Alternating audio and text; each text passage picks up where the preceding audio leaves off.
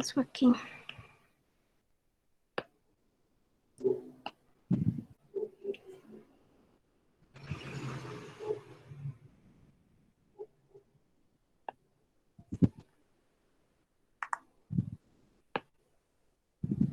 Listo. Entonces ya ustedes están viendo allí, ¿cierto? Sí, señora. Bueno, entonces, como les decía, hoy yo quiero darles unas pautas muy genéricas. No vamos a abordar todo el manual de citación APA porque es imposible, pero sí quiero brindarles unas herramientas sencillas, digamos, como de los puntos más importantes que se tienen que tener en cuenta, y luego mostrarles las herramientas a través de las cuales se puede facilitar esta labor. Vamos a hablar de Word, que es como la que tenemos acceso más fácilmente, pero también les voy a mostrar por qué Word no es una herramienta ideal. Digamos que a nivel del anteproyecto, que es el primer esbozo de la investigación, nos funciona, pero nos puede generar muchos contratiempos cuando ya estemos en la fase de investigación plena. Entonces les voy a mostrar cómo funciona Word, qué demandas no nos atiende Word y por qué es necesario entonces recurrir a otras herramientas que ya tienen esto muy estandarizado. Como les decía entonces, para los que de pronto se conectaron ahorita, ya finaliza, más tardecito, pues que no estuvieron los primeros 2-3 minuticos de la clase, le estaba comentando a Julio que nos preguntó qué problemas hay frente al hecho de que la resolución de trabajos de grado de la Universidad del Valle diga que el método de referenciación aceptado es el de ICONTEC. Entonces, para no extenderme mucho, vuelvo y les digo, sí, la resolución dice que es ICONTEC, pero la resolución es demasiado antigua. Es una resolución que requiere actualizaciones y la realidad es que la dinámica de la dirección del programa hoy está más tendiente a trabajar con APA porque es el modelo de citación que está reconocido, digamos, a nivel internacional, es el modelo con el que se citan las grandes revistas, es el modelo que indexan los buscadores de Google. En investigación social, ¿no? Porque, por ejemplo, la gente de medicina pues utiliza más el modelo de citación Vancouver, pero en el área del conocimiento en el que nosotros estamos, APA es el que manda la parada a nivel internacional. En tanto que el CONTEC pues es un modelo de citación nacional que no tiene ningún reconocimiento a nivel internacional y que a la larga nos puede generar contratiempos cuando nuestros trabajos son revisados por herramientas de detección de plagio. Y eso pues se puede convertir en un dolor de cabeza. Entonces, hoy la universidad, a pesar de que la resolución vieja dice otra cosa, pues acepta y está promoviendo más la utilización de APA.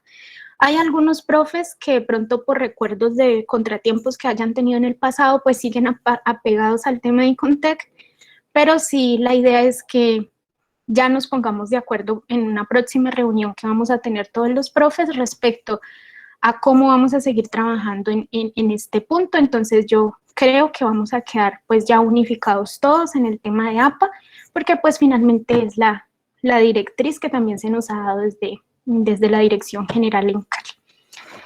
Entonces, bueno, muchachos, lo primero que quiero empezar por explicarles o por dejar claro es que miren que en esta pequeña exposición, en esta pequeña presentación que les voy a mostrar, vamos a hablar de dos. Un segundito, yo acomodo esto.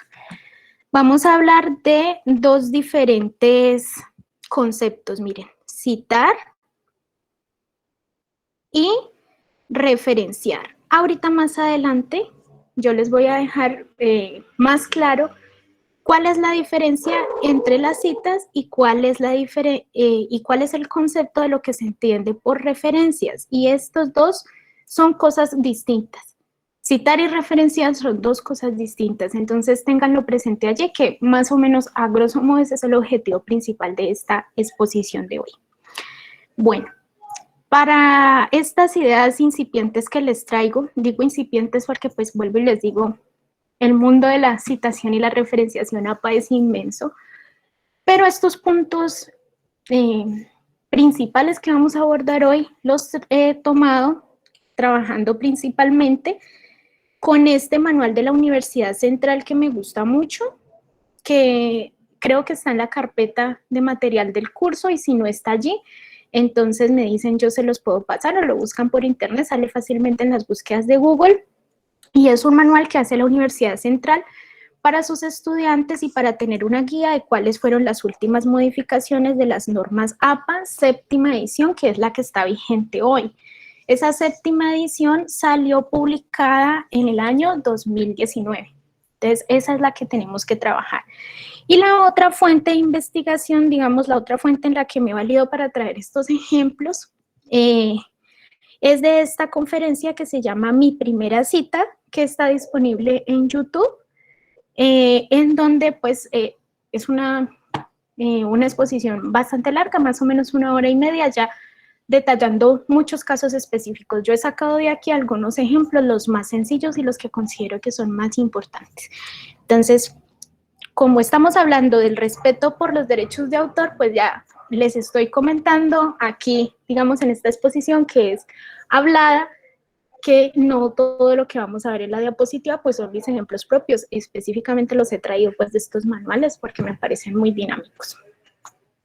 Bueno, lo primero que tenemos que estudiar entonces es el concepto de plagio, porque es muy importante. Hacer buenas citas y buena referenciación están directamente relacionadas con el respeto a la propiedad intelectual y los derechos de autor.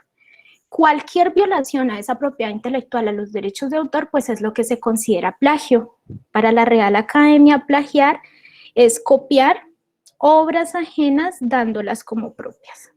Y esto pues nos puede acarrear muchos problemas en nuestra futura vida profesional, independientemente del foco que deseamos darle. Ustedes habrán escuchado en muchas ocasiones los diferentes casos pues de políticos, investigadores de gran categoría que son juzgados porque en su nivel de estudio anterior pues no hicieron correctas citaciones de diferentes documentos y son acusados de plagio. Ya lo habrán escuchado en las noticias porque esto es muy repetitivo, o sea, pasa muy frecuentemente. Y cuando se le pregunta a estos políticos, incluso a Duque, que ha estado señalado por lo mismo, se le pregunta como que, bueno, ¿y qué pasó aquí? Ellos dicen, no, pues es que se me olvidó poner una cita. No, muchachos, esto es grave. O sea, no es una cuestión de menor envergadura. Y ustedes pues hoy están en el nivel de pregrado, pero no sabemos si mañana pueden ser alcaldes, presidentes, directores de Ecopetrol, etcétera, etcétera, y van a estar bajo la lupa pública o incluso siendo solamente revisores fiscales o contadores. Y en ese sentido, siendo ustedes dadores de fe pública, pues no dejen a la libre interpretación las posibles intenciones que subyacen detrás de la omisión de una cita. Es más, la mayoría de los trabajos académicos, digamos, como más citados, como que mejor, como más valor se le otorga en la investigación, esos trabajos ustedes van a ver que tienen grandes listas de referencias bibliográficas. En realidad, en el mundo académico, un trabajo que tiene buena cantidad de citas bibliográficas, antes es conocido como, catalogado como más riguroso, precisamente porque entiende que el conocimiento nunca se construye en la soledad y que usted está siendo respetuoso de los avances que han tenido otras personas para ayudarlo a usted a decantar su objeto de investigación.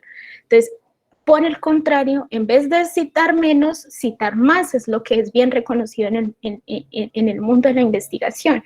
Ahora, no se trata entonces de empezar a citar por citar alocadamente, sino de ser serio con las lecturas que he hecho y respetar los derechos de autor de las cosas que yo he aprendido de otros y que no obtuve, digamos, por mi propia interpretación y por mi propio proceso de investigación. Las formas más comunes que se conocen de plagio, de acuerdo a las investigaciones que han hecho pues, varias universidades respecto a sus propios trabajos de grado de sus estudiantes son, la primera es el mal parafraseo.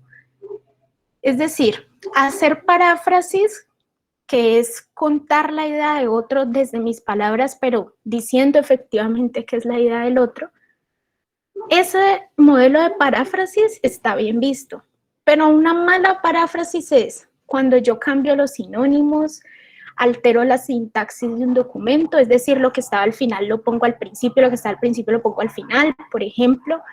ese tipo de movimientos para intentar cambiar la estructura de un párrafo y que nosotros creemos que no lo entienden los motores de búsqueda, pues son la primera forma, digamos, que más se repite en lo que tiene que ver con plagio. Y resulta que hoy en día ya todos los motores de búsqueda que hacen los rastreos de plagio están muy bien parametrizados para pillarse ese tipo de cosas. Para pillar cuando los únicos cambios que tú haces son cambiar un sinónimo o invertir el orden del análisis en un párrafo. La segunda manera más conocida de plagio es la de la copia literal, o sea, el muy descarado uso del control C, control V, para copiar exactamente las palabras de otra investigación sin el más mínimo respeto por las autorías.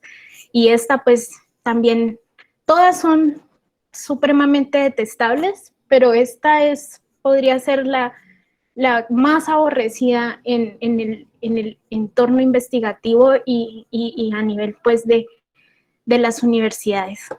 La otra forma muy común de plagio es la reutilización, y en esta pues sobre todo se hallan otros niveles de investigación como la maestría o el doctorado, y se debe pues a investigadores que tienen sus propios trabajos y los vuelven a reproducir en otros trabajos sin citarse.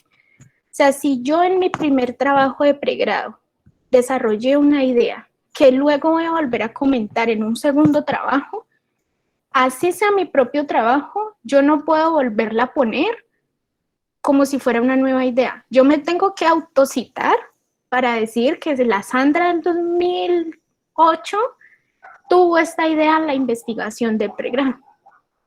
Pero resulta que pues esas autocitaciones no son tan positivas en términos de indexación de investigadores, que muchos investigadores que quedan, les hacen rankings, el más citado, el más, sí, sobre todo es el ranking del más citado, y cuando hay mucha autocitación, se restan muchos puntos en esos rankings internacionales.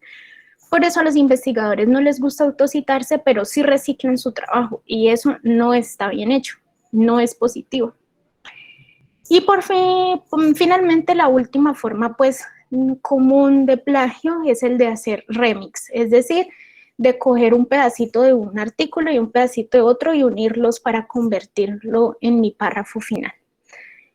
Esto nos demuestra entonces, chicos, que la única manera correcta de citar es o bien sea haciendo las citas directas, que ya vamos a ver que APA nos lo recomienda, o sea, las citas que son textuales, pero que APA más adelante van a ver que nos dice, hágalo, pero no tanto, intente disminuir eso, y que la otra forma es la paráfrasis, pero la paráfrasis bien hecha. Y una paráfrasis bien hecha es leer el otro texto, entenderlo a la perfección, explicarlo con mis propias palabras y decir que esa explicación que estoy haciendo la logro hacer a partir de la construcción que hizo otro autor.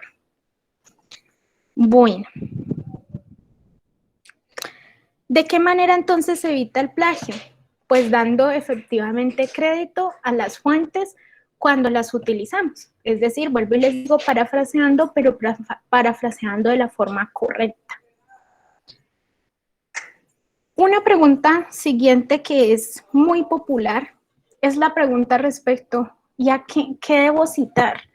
¿Qué es lo correcto citar en una investigación? Bueno, pues las respuestas más populares siempre son cite libros, cite revistas, cite otras investigaciones a nivel de investigación de pregrado, posgrados, de maestrías y especializaciones. Bueno, casi que podemos decir cita de todo. Cite todo lo que usted lea, pero que ese cite todo lo que usted lea no sea cite cualquier cosa.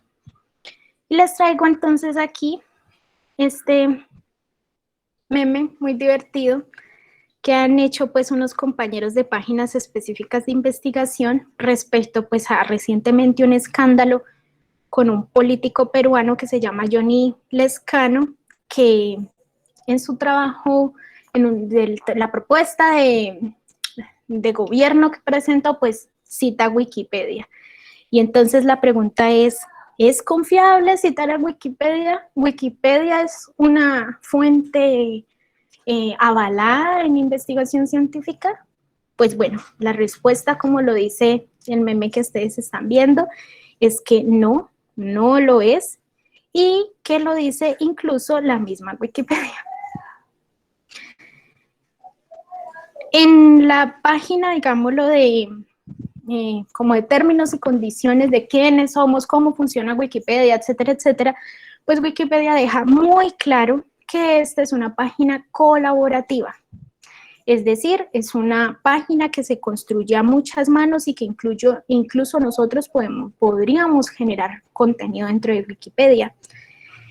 Como toda persona, cualquier persona puede editar información allí, pues puede haber incluso personas malintencionadas que quieran suministrar información falsa o que simplemente estén dando información desde su opinadero que no tiene respaldo ni asidero en ninguna investigación, ni social ni científica.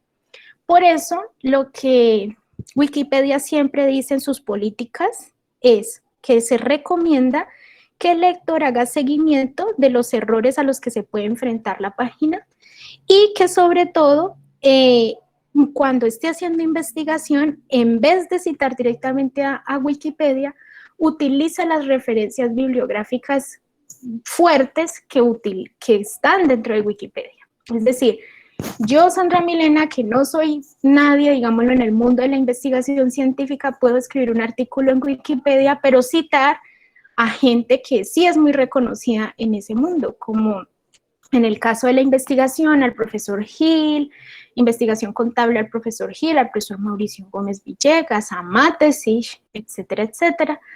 Y en ese sentido, la invitación de Wikipedia es entonces usted no cite a Wikipedia, a Sandra en Wikipedia, sino que cite a esa gente, vaya y haga investigación en Bola de Nieve y lea directamente a esas referencias serias que Sandra puso en el artículo de Wikipedia. Es decir, Wikipedia sí puede ser un referente de investigación para investigación en Bola de Nieve, en tanto que te da ideas de otros autores para leer, pero no es una página confiable para citar directamente tu trabajo de investigación. Y así como Wikipedia, pues hay muchos otros trabajos. A veces es decepcionante encontrar trabajos que ya están listos para sustentar y que tienen dentro de su bibliografía al Rincón del Vago, a Wikipedia, no, pues que imagínense desde el nombre, es que el Rincón del Vago deja mucho que desear, ¿cierto? Entonces, ¿qué citar?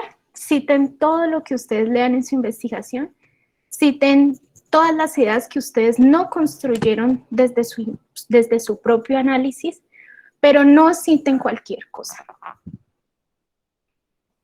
Bueno, ahora esta preguntita, no voy a subir mucho para que ustedes me digan. ¿Referenciar y citar son o no son lo mismo? Ya les decía yo a ustedes al inicio que no son lo mismo, pero ustedes ¿por qué creen que no? ¿Cuál creen que es la diferencia entre una y la otra? Voy a dejar aquí bajito para que no se vea lo de abajo.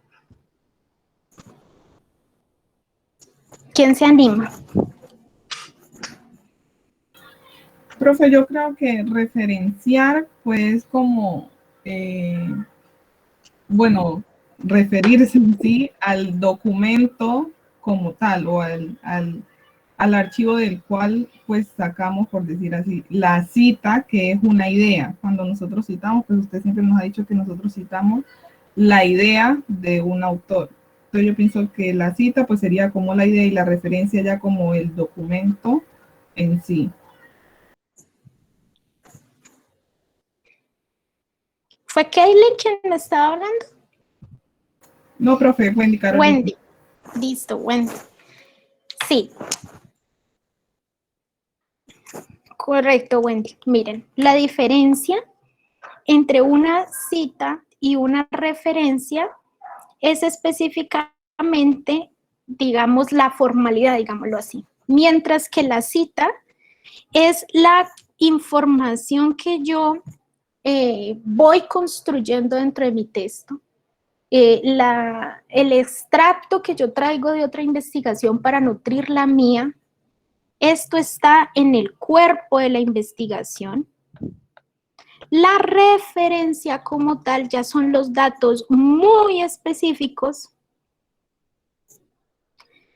que nos dan la posibilidad de ir a rastrear ese autor del que yo estoy hablando. Entonces, la referencia como tal es, digamos, el proceso un poco administrativo que yo relaciono al final del trabajo de investigación.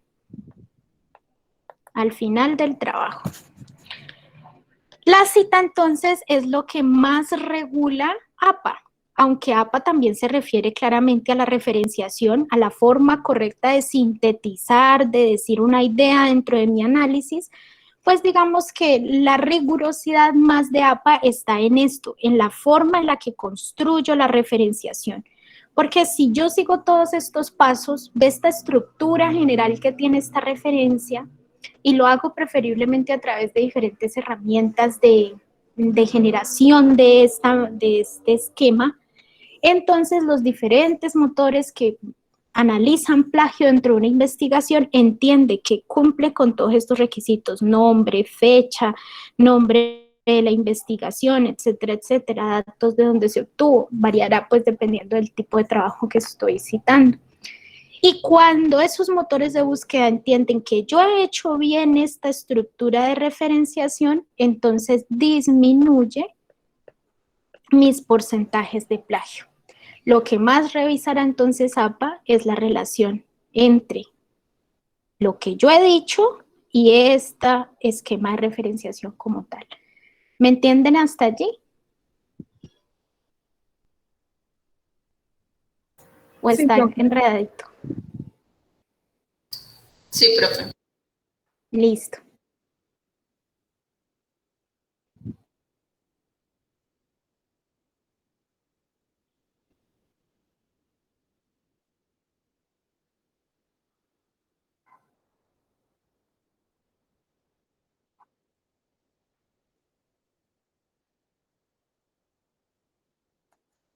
Sí. Ahorita que me salga esta presentación, les muestro, bueno, voy a ver si todavía está aquí en la página principal de la biblioteca. Bueno, si ustedes ponen en Google detectores de plagio, software para detectar el plagio, les van a salir un montón que son gratuitos. Pero digamos que los más avanzados, pues evidentemente sí son pagos. La Universidad del Valle como tal nos paga a todos los profesores, uno en específico, pero se me olvidó el nombre, y estaba aquí en la página principal de la biblioteca. Bueno, ahorita la busco y se las digo. Me parece que se llama Turing. Pero esa es una herramienta de pago y la Universidad del Valle pues hace su gran inversión para que todos los profesores utilicemos esto a la hora de evaluar los trabajos. Lo que pasa es que la universidad ha empezado a reglamentar esto ya, digamos que recientemente, porque pues antes no había tanto desarrollo en eso. Pero ahora pues sí la universidad está siendo muy insistente, sobre todo en los trabajos de grado, tal vez no tanto en los trabajos de las asignaturas, pero sí en que todos los trabajos de grado se pasen por ese rastreador de plagio que paga la Universidad del Valle. Entonces ya en las nuevas resoluciones de trabajos de grado que se han ido expidiendo en la universidad, pues ustedes van a encontrar, creo que se llama Sturniting. Ustedes van a encontrar que en las resoluciones pues dice que uno de los pasos es el paso de el rastreo del trabajo de investigación que entrega el estudiante por estos motores de búsqueda y que por lo general dicen que no puede arrojar un índice de plagio de más del 30%. Entonces, al que le da una relación, digamos, de plagio del 40% y que solo el 60% es construcción natural, pues ese es un trabajo que tiene problemas. Y pues dependiendo del área profesional, pues es más estricto. Por ejemplo, en medicina, pues el límite es 80-20 y en contaduría todavía no está dentro de la resolución de trabajos de grado, pero sí se le solicita a los directores de trabajo y luego lo hace la sede Cali, el proceso de pasar los trabajos de grado por estas herramientas. Y así es como pues mucha gente cae, porque ustedes saben que la tecnología es demasiado inteligente y puede que a nosotros se nos pasen muchas cosas, pero la tecnología no. Y ya hoy en día pues rastrear plagio es muy fácil en realidad, es muy fácil. Entonces sí, en Google pueden encontrar muchos y la universidad paga específicamente uno. Bueno, Entonces, retomando aquí donde estábamos, tenemos efectivamente que referencia y cita no son lo mismo, que la referencia entonces va a ser el esquema, digamos, de APA, en donde yo tengo una estructura para decirle a mi lector en dónde puede ir a encontrar ese texto que yo cité. Entonces tiene unos requisitos mínimos, los requisitos mínimos fijos que están en todas las citas, pues son siempre el nombre del autor, que en realidad es el apellido y la inicial de su nombre, el año en el cual se hizo el trabajo, el nombre del trabajo como tal, y dependiendo si está dentro de un libro o una revista, pues aquí para allá va a seguir habiendo más información, que ahorita vamos a ir viendo en el ejercicio, pero digamos que esta que aparece aquí es la estructura más básica de una cita. Y ya, de una referencia, perdón. Y ya la cita como tal, pues ya es la manera en la que yo traigo esas ideas del autor al cuerpo de mi trabajo. Ya no estamos hablando de la tabla de referencia de bibliografía, sino ya del cuerpo del trabajo como tal. Y aquí, por ejemplo, entonces ustedes van a ver que la cita está aquí, miren. La cita aparece aquí y tiene el otro pedacito por acá abajo. La página, el apellido del autor y el año. Ya con esto, cuando mi autor va leyendo, dice, esta idea me gustó, y el tesista, el que está haciendo este ejercicio monográfico, me dejó claro que esto no era de él, sino que era de este señor Noah. Entonces se va a la tabla de bibliografía y busca ya los datos completos para poderse ir a leer directamente a ese investigador. Esa es entonces la diferencia entre nuestra cita y nuestra referencia. Ahorita vamos a ver estas partes, ¿no? Cuándo dividirlo así, cuándo hacer todos los datos juntos. Bueno, ahí vamos, paso a paso. Listo. Tipos de citas. Las citas que hacemos, que son las que están dentro del cuerpo de mi investigación, pueden ser de dos maneras. La primera y la más popular es la paráfrasis. En la paráfrasis lo que queremos hacer es reformular o decir con nuestras propias palabras una idea que ha desarrollado otro investigador, pero siempre respetando los derechos de autor de ese tercer investigador. O sea, en ningún momento parafraseo para apropiarme de su desarrollo académico, sino que lo parafraseo para decirlo como yo lo entiendo, pero siempre recordando quién es el autor. ¿Listo?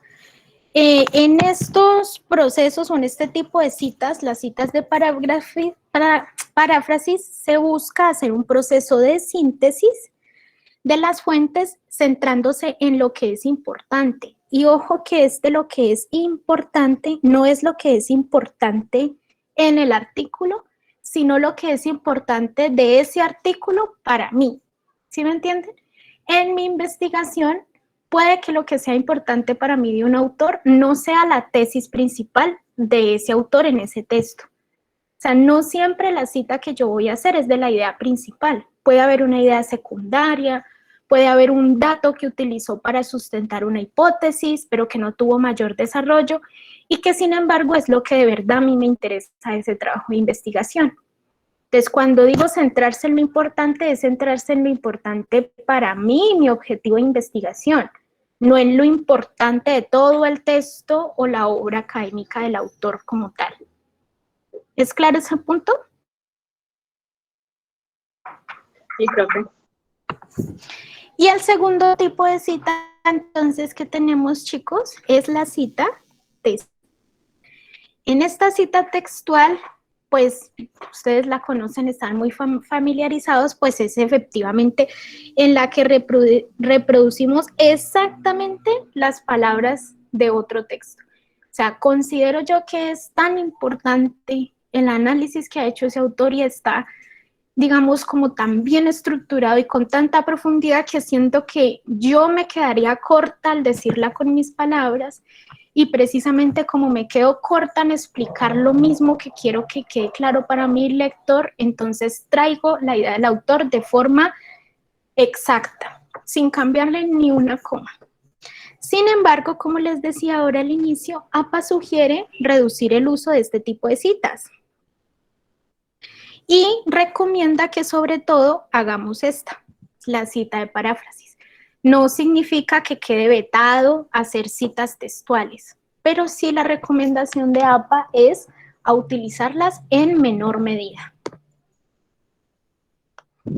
Bueno, teniendo claro entonces que hay citas de paráfrasis y citas textuales, vamos a mirar un poco los formatos de cita.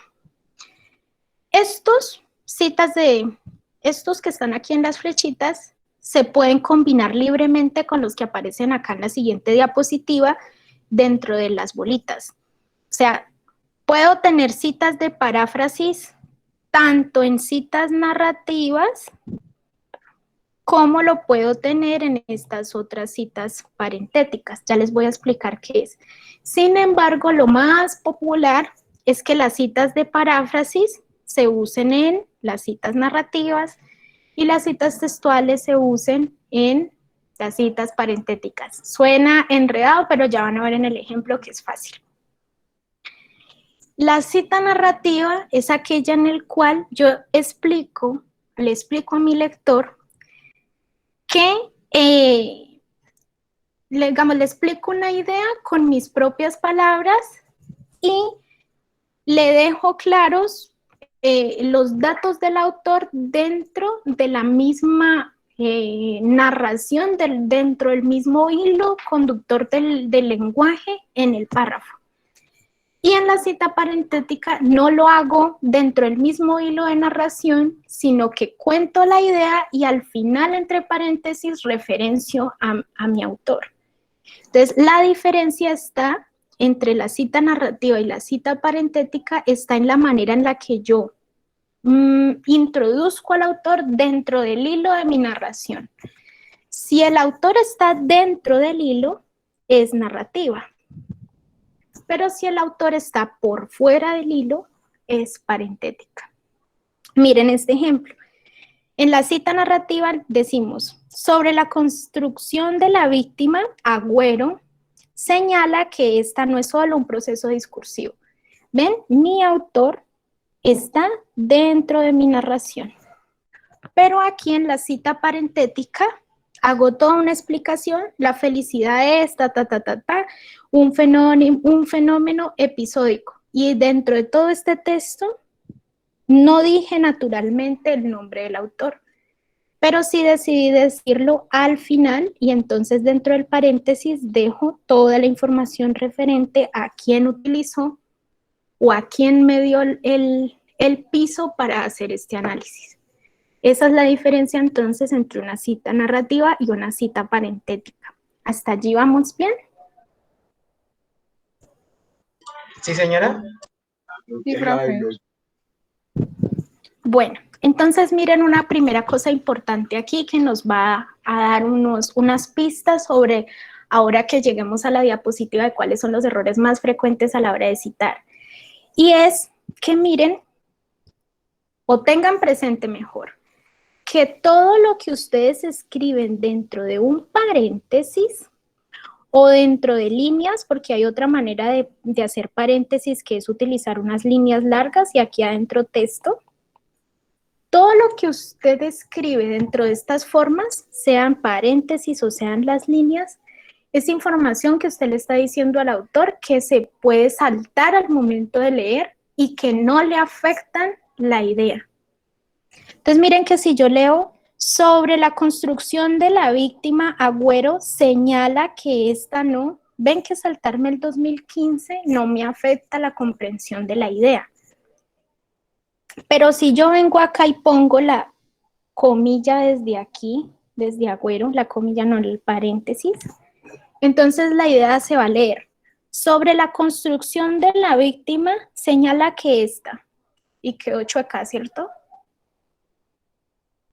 Entonces ahorita vamos a ver por qué esto que les estoy explicando de la interferencia de los paréntesis en las citas es uno de los errores más frecuentes a la hora de citar. Y es algo de lo que no tenemos que hacer. Los formatos de citación. Cuando nosotros vamos a hacer una cita de este tipo, parentética no, la textual, Cuando yo voy a hacer esta cita textual, tengo que fijarme muy bien en una cosa puntual, que es la extensión de esa cita. Si esa extensión es menor de 40 palabras,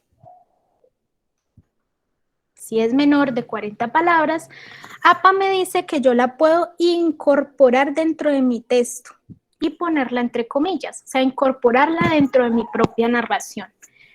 Pero si esa cita es larga y tiene más de 40 palabras, entonces ya no la podemos poner dentro de mi hilo de narración, sino que las tengo que sacar aparte en un párrafo solo para ella solita. ¿Cómo lo hago? Lo hago dejándola en un párrafo aparte la cita, en una nueva línea y con sangría a la izquierda de 2.54 centímetros. Miren el ejemplo. La redacción propia del investigador aquí es este primer párrafo, que dice: los deseos del hombre son ilimitados, sus sueños satisfechos generan una nueva aspiración. Bueno, no sabemos bien, aquí detrás del cuadrito no se alcanza a ver lo que dice ese último pedacito, pero luego pone los 2 puntos para darle paso, ahora sí, a la cita textual. Y como esta cita textual es tan larga, entonces mírenla, tiene la sangría, este texto empieza 2.54 centímetros más adentro que el texto normal del autor y está solito en un nuevo párrafo y termina con la respectiva cita. ¿Qué tipo de cita es esta? ¿Narrativa o parentética? Parentética. Parentética. Correcto, termina con su cita parentética. En cambio, cuando es cortica, que es de menos de 40 palabras y que por tanto la puedo meter dentro de mi hilo de escritura, pues es más común que utilice una cita narrativa, porque la estoy metiendo dentro de mi análisis, dentro de mi hilo de escritura, y por lo tanto lo más común es que no recurra a una cita parentética, sino que recurra a la cita narrativa. Véanla aquí. Tengo el autor dentro del hilo. ¿Sí? Disculpe que la interrumpa, le hago una Sí, pregunta. bueno. En los trabajos, pues en la tesis, nosotros podemos citar citas. Explícame más, que no te entiendo bien. ¿A qué te refieres? O sea, pues a veces, digamos, en otros trabajos uno encuentra que citaron pues directamente digamos, de cierta persona, pero digamos que yo no me leí el libro de esa persona. Entonces yo no puedo citar como si estuviera hablando de la persona, porque yo no sé lo que dice ese libro, pero sí tengo la cita que hicieron en ese trabajo en específico. ¿Yo puedo citar esa cita? Bueno, eso se llama cita sobre cita. Y efectivamente es cuando yo he conocido una idea, no una obra de un autor, sino solo una idea, pero la he conocido a través de los ojos de otro investigador. Entonces, por ejemplo, cuando el profesor William Rojas en su trabajo cita mucho a Falsborda, a Orlando Falsborda, y yo no he leído a Falsborda, pero entendí el concepto de sentipensamiento a través del texto que escribió el profesor William Rojas, entonces yo tendría que hacer una cita sobre cita, porque tengo que decir que yo leí fue a Rojas, pero que la idea no es de Rojas, sino que es de Falsborda. Sí se puede hacer, el manual de APA te explica cómo se debe hacer, pero no es recomendable. Lo recomendable, digamos, lo que le otorga más rigurosidad a tu trabajo es que si yo leí a William Rojas y me gustó el concepto de sentipensamiento y lo quiero traer para mi trabajo, y William Rojas ya me dijo que eso lo trabaja Falsborda, entonces lo correcto es que yo vaya y lea a Falsborda y entienda su concepto en general y lo cite también yo directamente. Eso es lo ideal. Sin embargo, es normal, se dan muchos trabajos que sea necesario hacer citas, sobre todo en las cuestiones que no son como la variable central de tu investigación. Si mi investigación tiene como columna vertebral el concepto de sentipensamiento, pues no tiene razón de ser que yo defina el sentipensamiento a través de Rojas, sabiendo que es un concepto que trabajó principalmente Falsborda. Pero si se trata de una variable, digámoslo, secundaria que no nos afecta directamente la columna vertebral de la investigación, pues allí sí es más fácil que utilice cita sobre cita. Y se puede hacer. Listo, profe, gracias. Listo, Lina. Bueno, ahora hablemos de la manera en la que se presentan las tablas y las figuras dentro, bueno, en la que se presentan todas las otras herramientas que no son texto dentro de una investigación. Entonces, dentro de los cambios que tuvo APA 2019 respecto a la versión anterior, es que solamente se manejan 2 tablas además de la tabla de contenido. Se maneja la tabla de tablas, valga la redundancia, y la tabla de figuras. Para el nuevo manual de APA, yo enumero y hago una tabla de todas mis tablas y todo lo demás que no sea una tabla, todo lo que no se parezca a este esquema de tabular datos, es una figura. Es decir, aquí en las figuras pueden ir mapas, pueden ir esas figuras de Google que son como Smart, como figuritas pues que traen datos, como, bueno, eso entra en figuras, entran las infografías, entran los gráficos, llámense gráficos de barras, gráficos de pastel, gráficos de lo que ustedes quieran. Como los gráficos no son tablas, entran ahí. Entonces, todo lo que no sea tabla, para APA se va a llamar figuras. Es decir, que además de la tabla de contenido, solamente vamos a tener un índice de tablas y un índice de figuras. Antes teníamos índice de ilustraciones, índice de mapas, índice de gráficos. Ya no. Ya todo eso que no sea tabla queda dentro de un índice único que se llama índice de figuras. Ese es uno de los cambios de la última versión. Ahora, ¿cómo cito? Una cosa es el índice, que esto es como de forma. Y ahora la otra cuestión es cómo hago esto que aparece aquí abajito, que es efectivamente la cita. Entonces, miren aquí en la siguiente diapositiva.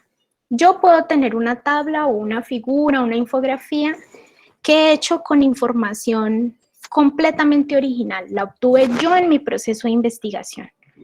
Cuando esa información que está en la tabla o la figura ha sido resultado de mi propio proceso de investigación, entonces yo escribo abajito de la tabla, miren cómo está aquí, vean, abajito de la figura o la tabla, aquí en esta parte de abajo escribo fuente, elaboración propia, porque eso es mío. Pero también puedo tener tablas o figuras que han sido extraídos de otra parte. Lo encontré en otra investigación, en un informe de la DIAN, en un informe del Ministerio de Hacienda, en una investigación del ministro, etcétera, bueno, de donde sea. Cuando esa tabla no es mía, entonces tengo que poner fuente y la cita. La cita, ¿cuál es esta? ¿Parentética o narrativa?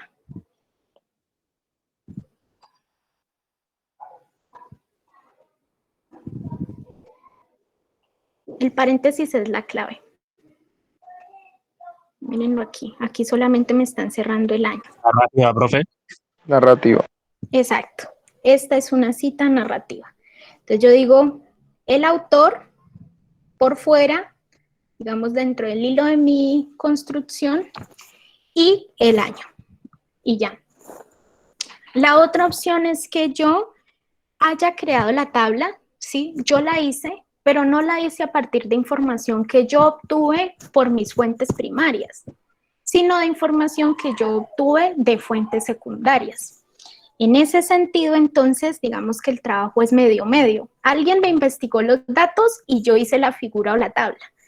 En ese sentido, como hay un mix, entonces yo tengo que poner fuente, elaboración propia con base en datos de y la cita narrativa. La última opción es cuando yo, bueno, esta es cuando he traído datos de otra fuente y he hecho la tabla o la figura, pero no he modificado nada. Ay, se me movió. No he modificado yo absolutamente nada.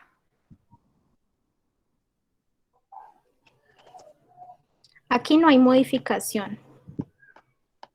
Y la última opción es cuando yo traigo datos de otra fuente, hago yo la tabla o la figura y sí modifico la información que hay allí, modifico alguna variable, algún dato, lo que sea. Cuando yo he hecho alguna modificación, entonces la forma correcta de citar es poniendo fuente, ya no con base en, sino adaptado de y mi cita narrativa. ¿Listo? Esas son las 4 opciones que se me pueden presentar a la hora de citar una herramienta diferente al texto, tabla o figura. Profe, Dime, Julio, te escucho. en ese último punto cabe el caso de que yo tenga una tabla, digamos, parametrizada, pues, pero yo voy a poner datos propios, o sea, yo pongo mis datos sobre esa tabla.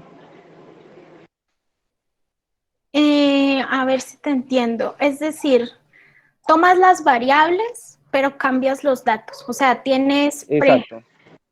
No, allí no, porque lo que citamos es el fondo de la información y lo que tú me dices, digamos, del esquema de la forma de la tabla, pues eso Sería es forma. Entonces, no tiene mucho impacto, pero si ya los datos que hay dentro del gráfico son gestionados por otro autor, ahí sí es necesaria la cita. Pero si lo que has tomado es la estructura de la tabla, pues allí no hay mayor complicación. Pero Julio, si estamos hablando de una tabla, porque si ya estamos hablando, digamos, por ejemplo, en tu caso que tú estás analizando unas herramientas de cálculos de impuestos, pues allí sí es muy fácil que uno diga, no, pero es que esta herramienta está desarrollada en otra parte, o por ejemplo, la gente que utiliza, hace manuales de políticas contables, y entonces dentro de los manuales de políticas, o mejor los manuales de auditoría, entonces hay unos esquemas de checklist de auditoría, como de qué preguntar mejor dicho, hay plantillas de hojas de trabajo de auditoría y de revisoría fiscal. Y esas plantillas son muy propias de cada revisor fiscal. Entonces, allí la forma es trascendental. Y si tú copias la forma, estás robando, digamos, derechos de autor, porque allí el producto intelectual está precisamente en hacer la plantilla. ¿Sí me entienden? A lo que quiero llegar. Sí, profe. Sí, entiendo. Entonces, en ese caso de los manuales de auditoría que utilizan y desarrollan un libro que desarrolla las hojas de trabajo del revisor fiscal, entonces ya la forma no es una cosa sin importancia, sino que pasa a ser de hecho lo más importante, porque te hacen la plantilla y ya cada empresa la llena, digamos, de acuerdo a sus condiciones, entonces ahí no puedes copiar la forma, y si la copias la debes referenciar. ¿Quién más levantó la mano? ¿Me pareció? Bueno, ya casi terminamos para que puedan hacer el descanso y volvamos con el último pedacito. Tenemos entonces la última novedad que nos trajo APA en el nuevo manual del 2019, que fue la 7ª edición. Resulta que antes de esta última modificación, nosotros citábamos a 3 autores o más. Cuando eran 3 o más, siempre decíamos los 3 apellidos. Entonces decíamos Suárez, Sáenz, Villanueva. En la primera vez que aparecía la cita dentro de mi investigación. Cuando ya esa cita aparecía una segunda vez, entonces ya yo solamente decía al primero y ponía esta expresión et al, que significa y otros. Hoy, con la nueva modificación, tanto desde la primera cita como para las citas subsecuentes, es decir, siempre en todo el cuerpo del documento, si son más de 3 autores, más de 3, yo solamente voy a citar al primero y pongo la expresión et al. Es decir, que si son dos, sí voy a decir García y Gutiérrez, está bien. Pero si ya son tres, García, Gutiérrez y Santana, entonces allí ya solamente digo al primero, García. Y mucho ojo aquí, muchachos. ¿Quién es el primero? ¿Quién creen ustedes que es el primero? Orden alfabético. No. Justo eso es lo que no podemos hacer. El primero, pero está muy bien, Luis, acuérdate que aquí no estamos para señalar, ante esto nos ayuda a aprender mejor. Siempre creemos que tenemos que citar en orden alfabético y no. Resulta que precisamente en investigación, en estos índices y los rankings que les hacen a los investigadores, pues les van otorgando puntos como de reconocimiento dependiendo del orden en el que lo citan. Entonces, yo no sé cómo funciona lo de los puntos, pero supongamos, inventémonos que al primero le dan 30 puntos, al segundo le den 20 y al tercero le den 10. Y que de ahí para allá a todo el mundo le den 5, si es que hay más. Entonces, esto no es desprevenido, porque el que esté de primero es el que mayor prestigio va a tener en los motores que miden los rankings de citación. Entonces, tú tienes que respetar la ubicación de los nombres que pusieron los autores en el texto, porque son ellos los que deciden. Entonces, si nos reunimos a trabajar nosotros, Urrego, Gutiérrez y yo Acosta, y nosotros quedamos de acuerdo que el principal investigador, el que dirigió el trabajo, el que más le metió la mano, fue Gutiérrez, entonces Gutiérrez va a estar de primero, así Acosta se empiece con la A. Y Gutiérrez va a tener mayor puntaje en los índices de citación que Acosta. Así Acosta sea con la A y Gutiérrez con la G. Entonces, ustedes tienen que citar en el mismo orden en el que aparecen los autores dentro del texto. Ahora, ¿por qué tanto en primera cita como en citas subsecuentes tengo dos ejemplos? ¿Quién me dice la diferencia entre esta y esta? O esta y esta. Porque esta cita es ¿qué?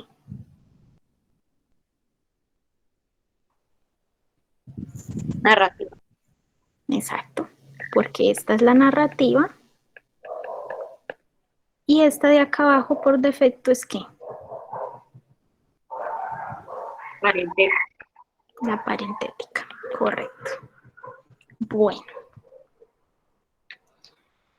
Como les decía entonces, lo normal, digamos que lo nuevo, entonces va a ser que cuando sean más de 3 autores, mencione yo solamente al primero. Pero cuando son 2, la recomendación entonces sí es usar los 2 nombres. Pero miren esto, se utiliza esta I y no esta I. ¿Y por qué se utiliza esta, que parece un 8, y no esta, que es la que utilizamos más en el idioma español? Se utiliza esta porque esta es la que es genérica casi a todos los idiomas y sobre todo al español y al inglés. Y por eso es más fácil para los motores de búsqueda. Entonces siempre el I es con esta I que parece un 8, no me acuerdo cómo se llama. Pero es esa y no esta. En la mayoría, bueno, en la I, en las citas parentéticas y la I normal en las citas narrativas. ¿Quién tiene una idea de por qué en la parentética va la I que parece un 8 y en la narrativa va la Y normal? ¿Se les viene algo a la cabeza? Profe, podría ser básicamente porque la narrativa como tal pues está dentro de la idea del autor del texto, de quien de cierta manera pues está narrando, y pues la otra, no sé, pues porque es parentética, no sé, no se me viene nada a la cabeza por la otra. Exacto, porque la narrativa la estoy escribiendo yo dentro de mi hilo conductor, entonces poner aquí una I de la otra I es extraño porque esto es antinatural al lenguaje. Esta I que parece un 8 no es natural al lenguaje español, pero en la parentética sí, porque esta parentética es la que me genera el software de citas. Y el software no diferencia entre el idioma. Y para él, en sus motores de búsqueda, esta es la reconocida. Entonces, así en la narrativa yo utilizo esta I porque es lo natural, para que el autor no sienta como ese choque extraño ahí, sino que lea naturalmente. Luego, en la referenciación o en la bibliografía, van a ver que siempre aparece es esta. O sea, la I solamente se utiliza dentro del cuerpo del texto porque es la forma de escritura natural. Pero ya la referenciación no es escritura natural y por eso allí quedan todas unificadas dentro de la I que parece un 8. Listo. Cuando se citan 3 o más, entonces ya dijimos que se va a utilizar la expresión et al. Pero aquí entra en cuestión otra cosa importante y es que APA me dice cite a la gente solo con un apellido, el primer apellido y ya. Y esto en países, digamos, de habla inglesa, en otros países, pues esto es normal porque la forma de pasarle los apellidos a los hijos es muy diferente a la que hay en Colombia. Pero resulta que en estos países donde nosotros estamos, hay mucho Acostas. Hay muchas Sandras Acostas, pero muchas. Incluso en mi familia, en mi misma familia, hay 3 Sandras Milenas Acosta. Entonces, y además tenemos el tema de que hay mucha gente que es reconocida más por su segundo apellido que por el primero. Entonces, lo que nos dice APA es, en esos casos, digámoslo como extremos, utilice los 2 apellidos. Pero la regla general es que usted utilice solo un apellido. ¿Cuáles son casos como muy populares donde son muy necesarios los 2 apellidos? Falsborda. Nadie va a conocer una cita si solo pongo Orlando Fals, ¿no? La gente reconoce Orlando Falsborda. Y la otra es, por ejemplo, Gabriel García. Si yo pongo Gabriel García, a mí Gabriel García me suena a cualquier persona. Me hablan solo de Gabriel García, uno no la coge rápido. Pero ¿cómo si lo cojo rápido? Gabriel García Márquez. Y ahí identifico, facilito quién es el autor. Entonces, en esos casos así, sí tengo que recurrir a los 2 apellidos. En nuestro caso, por ejemplo, Fernando Cruz. Nadie sabe quién es Fernando Cruz. Pero todo el mundo sí sabe quién es Fernando Cruz Cronfli. Entonces, allí utilizo los 2 apellidos. Pero la regla general es que solamente utilice el primero. Listo. Eso mismo es lo que dice acá en el siguiente ejemplo. Entonces, el último punto para que vayamos al descanso, entonces son lo que tiene que ver con referencias jurídicas, que son muy populares en nuestra área del conocimiento. La contabilidad es una profesión muy regulada y por lo tanto citar adecuadamente textos jurídicos pues se vuelve trascendental. ¿Cuáles son las partes mínimas? Bueno, APA copia, digamos, lo que habilita citar las normas de acuerdo con otro manual de citación que no es ella misma. O sea, APA no ha sido el que ha desarrollado los requisitos de citación jurídica, sino que para eso han dicho que vayamos y traigamos la estructura de este sistema, cuya última edición fue en el 2015. ¿Y qué nos piden? Que la información mínima que yo suministre sea el autor, que en este caso, pues por lo general es una organización o una institución, la fecha, día y el mes, porque en normatividad el día exacto tiene mucha importancia, el título de la norma y la fuente. Y la fuente pasa pues por decir en dónde se aloja y si está digital, pues ubicar la URL de donde la obtuve. En Colombia, como ustedes recordarán, pues la mayoría de las normas están publicadas en el Diario Oficial y por lo tanto la mayoría de las citas aquí en la parte de la fuente pues utilizan esa referencia al Diario Oficial. Miremos unos ejemplos específicos. van a citar la Constitución Política de Colombia. Aquí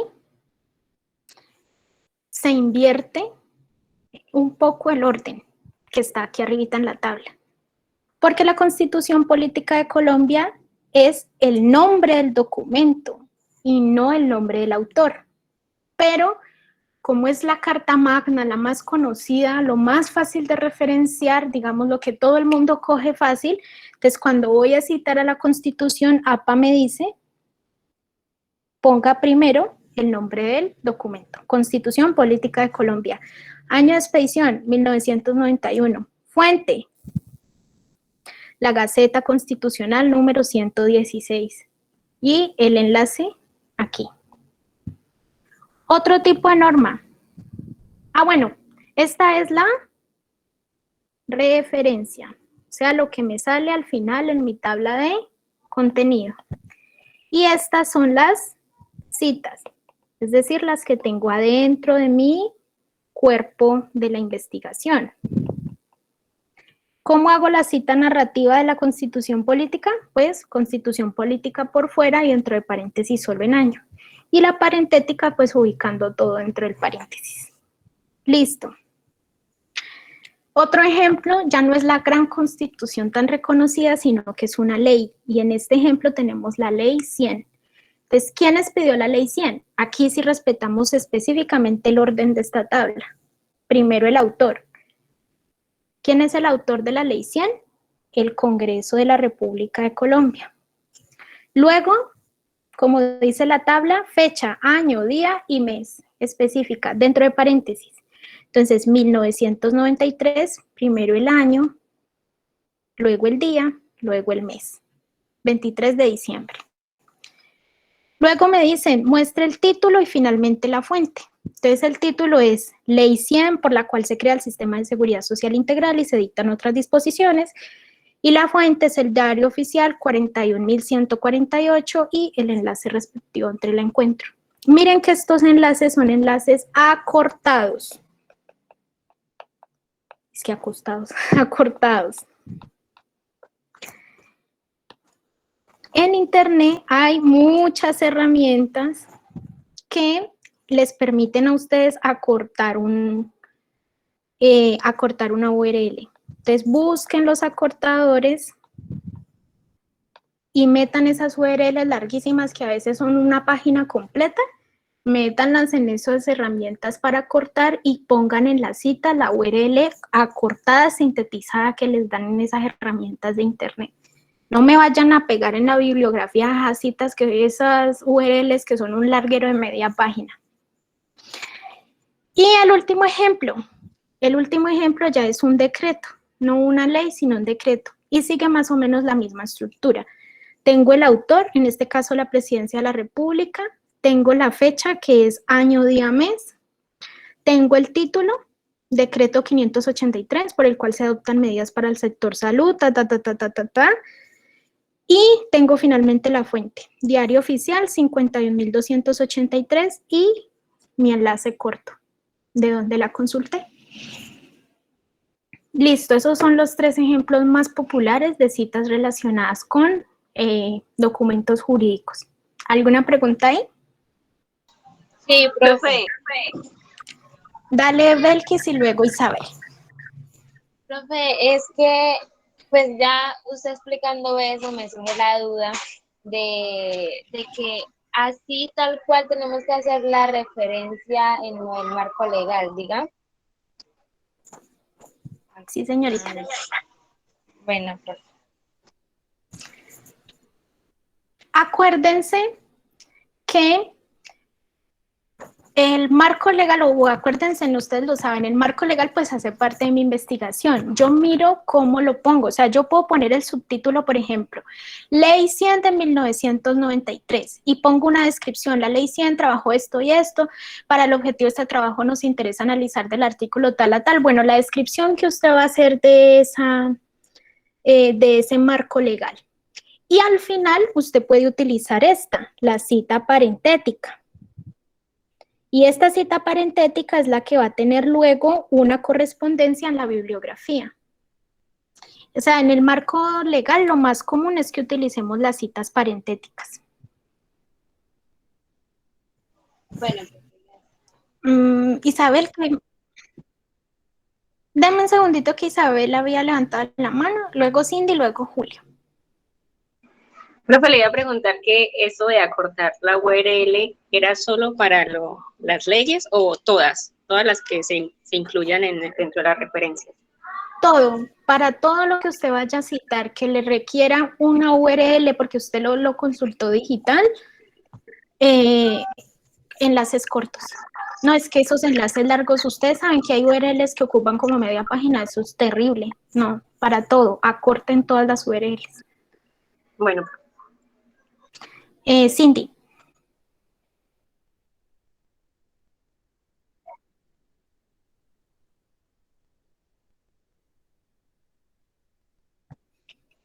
Sí, decíamos que esta partecita, a ver, ¿qué se me hizo el lápiz?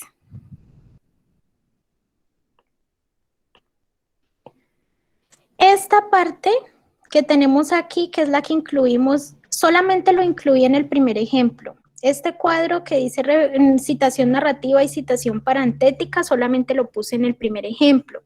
Y estos son las citas, que ya habíamos dicho que las citas es lo que está dentro del cuerpo de mi investigación. Pero estas citas tienen correspondencia con otra cosa que se llama referencias. Y las referencias sí son las que me aparecen al final en la bibliografía. Entonces las referencias ya son los datos completos del autor para que mi lector vaya y lo busque si lo quiere buscar. Pero las citas son la anunciación del autor que yo hago dentro del cuerpo de mi investigación. Entonces, en otras palabras, toda referencia tiene que tener una cita.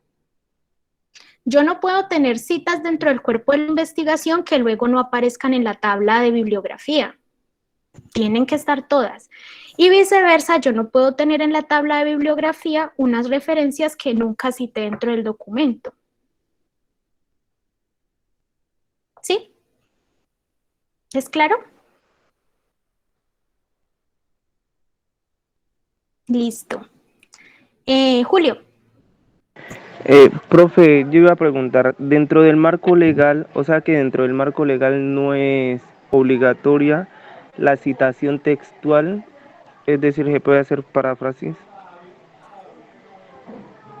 A ver, ahorita les muestro un ejemplo de un marco legal para que me entiendan más fácil.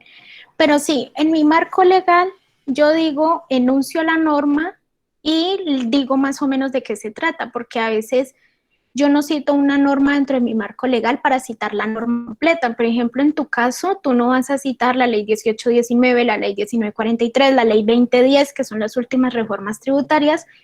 Tú no necesitas toda la reforma tributaria en tu marco legal. Tú necesitas los artículos de la reforma tributaria que se refieren al régimen simple de tributación. Entonces, tú en tu marco legal dices eso, que dentro de tu marco legal está la ley 2010, la ley tales y tales, que en sus artículos tales y tales se refieren al régimen simple de tributación y haces una breve descripción allí, pero tú no estás abarcando toda la norma. Sin embargo, ya en la referenciación no vas a citar por artículo. En tu tabla de bibliografía sí va a aparecer la ley así como esta, como aquí pusimos el ejemplo de la ley 100. ¿Sí? Sí, profe, por eso lo preguntaba, gracias. Vale, con mucho gusto. Listo, entonces última diapositiva. Casi última. ¿Cuáles son los errores más frecuentes a la hora de citar? Por lo menos los que yo más me pillo revisándoles a mis estudiantes. El primero es el que les anuncié desde las primeras diapositivas y es el tema de no poner la cita de manera que tenga una lectura natural, sino que la corto con unos paréntesis. Vuelvo y les digo, los paréntesis o las rayas largas con texto intermedio significan que es información, digamos, como adicional, complementaria, información complementaria, pero que si mi lector se la quiere saltar, pues no me afecta en nada. Entonces, en ese sentido, es un error en una cita narrativa meter al autor dentro del paréntesis. Porque si yo suprimo este paréntesis, se leería, de acuerdo con estudiar la evolución del concepto. Suena raro, ¿cierto? Entonces, ¿cuál es la forma correcta de esta cita? Aquí en este caso sería una cita narrativa y la forma correcta sería eliminar este paréntesis y pasarlo para acá solo para el año. Pero si paso ese paréntesis para el año, también tengo que eliminar esta coma y ponerla después del año. Y ahí ya voy a poder yo leer, de acuerdo con TUA, estudiar la evolución del concepto de contabilidad, lo que siga de la cita. Este es el primer error más frecuente en los trabajos de investigación que yo reviso. El segundo error más frecuente es el de sí hacer una cita narrativa. Esta es narrativa y está bien, porque dejo el nombre del autor en mi narración natural y el dato del año aparte, pero el error está en separar la narración natural con una coma. Esta coma que estaba aquí no es correcta. Esta coma tiene que ir después del año, porque si no, miren que me queda como idea 1, el autor. Y como si la idea 2 empezara con un año. No tiene sentido. ¿Cuál es la idea total? Hasta aquí, ¿sí o no? Todo este primer pedazo es la idea. La primera idea. Entonces la coma la pongo después del año. Y el tercer error, digamos, como más popular que encuentro en las citaciones, es el de separar con mucha distancia los dos datos básicos de una cita narrativa, que son el nombre del año. Esto no se hace. Nombre y año siempre van junticos, velos aquí. No puedo yo poner de acuerdo con TUA y escribir todo un párrafo y al final poner 1998.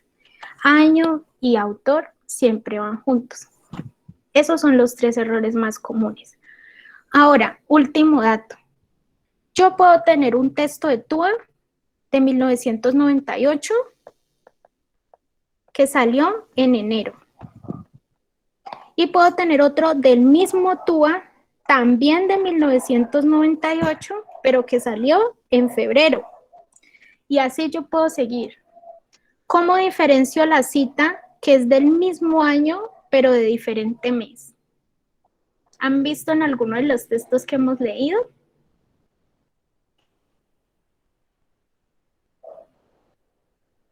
Bueno, la manera de diferenciarlo es agregando una letra. Los organizo cronológicamente y agrego una letra de indicador. Entonces, el primer texto de TUA que salió en el año 1998 es el de enero.